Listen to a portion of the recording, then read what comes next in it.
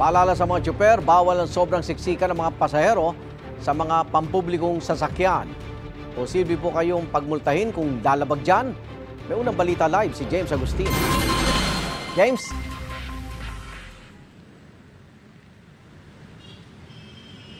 Igang, good morning. Maraming mga pasahero yung napipilitan na tumayo na lamang doon sa mga bus o di kaya naman sa modern jeep. At yung mga nakikita din tayo ng mga sumasabit sa mga estribo ng mga tradisyonal na jeep para sila makasakay lang at hindi malate sa kanilang mga pupuntahan. May babala po ang LTFRB sa mga PUV operator. Kaugnay niyan. Karaniwan na ang ganitong eksena sa Commonwealth Avenue tuwing umaga. Maraming pasahero naghihintay ng masasakyan. Ang ilan napapatakbo pa para mauna lang. Mabilis ding mapuno ng mga pasahero mga pampublikong sasakyan. Kaya hindi maiiwasan ang tayuan lalo na sa mga pampasaherong bus. Expert na nga raw sa ganyang sitwasyon hindi lang sa bus maging sa MRT ang pasaherong si Jessie. Mahirap sir kasi mainit tsaka siksikan. Di mo alam kung madudukutan ka o hindi. Nagmamadali po kasi malilate na sa trabaho. Si John Mark naman 2 beses kinakailangan sumakay ng jeep para makarating sa kanyang trabaho sa Cubao. Ilang beses na raw niya naranasan ang sumabit sa estribo. Sa dami po ng tao, kaya napipersa na sumabit kasi malilate sa trabaho, kaya kailangan sumabit na. Kahit na bawal, kailangan talaga sumabit eh.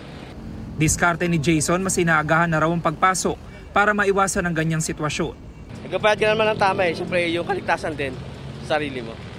Ang LTFRB nagpaalala sa mga operator ng Public Utility Vehicles o PUVs na mahigpit na sundin ang pinapayagang passenger capacity.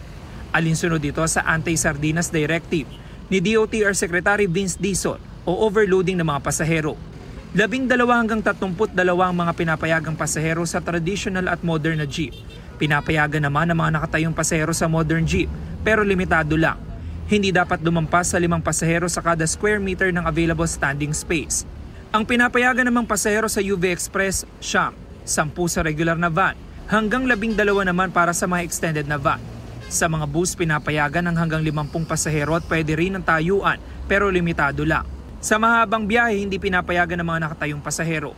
Ang mga nakausap naming konduktor aminadong mahirap kung minsan mapigilan ang dagsa ng mga pasahero. May ginagawa naman daw silang paraan para makontrol ito. Ako na lang po yung konduktor na lang po yung nagko-control sir kasi hindi po talaga pwedeng marami. Pag nakita mo na nakatayo na sir na isang hilera, sinasara na yung pinto. Paano naman ang mga walang konduktor? Gaya ng mga tradisyonal na jeep na usong-uso ang mga sabit estribo. Minsan hindi mapigilan, minsan Paano ginagawa niyo? Bumababa na lang. Pabala ng LTFRB ang mga PUV na mahuhuling hindi sumusunod ay pagmumultahin at maaaring masuspinde o makansela ang Certificate of Public Convenience.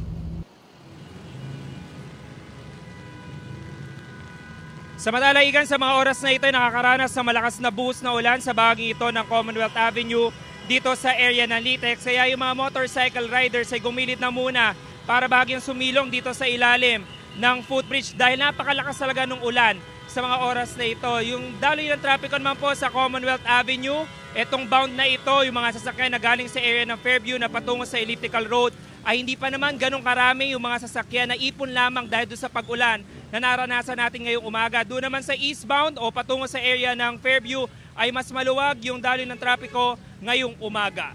Yan ang unang balita mula rito sa Quezon City. Ako po si James Agustin para sa GMA Integrated News. Igan, mauna ka sa mga balita, mag-subscribe na sa GMA Integrated News sa YouTube para sa iba't ibang ulat sa ating bansa.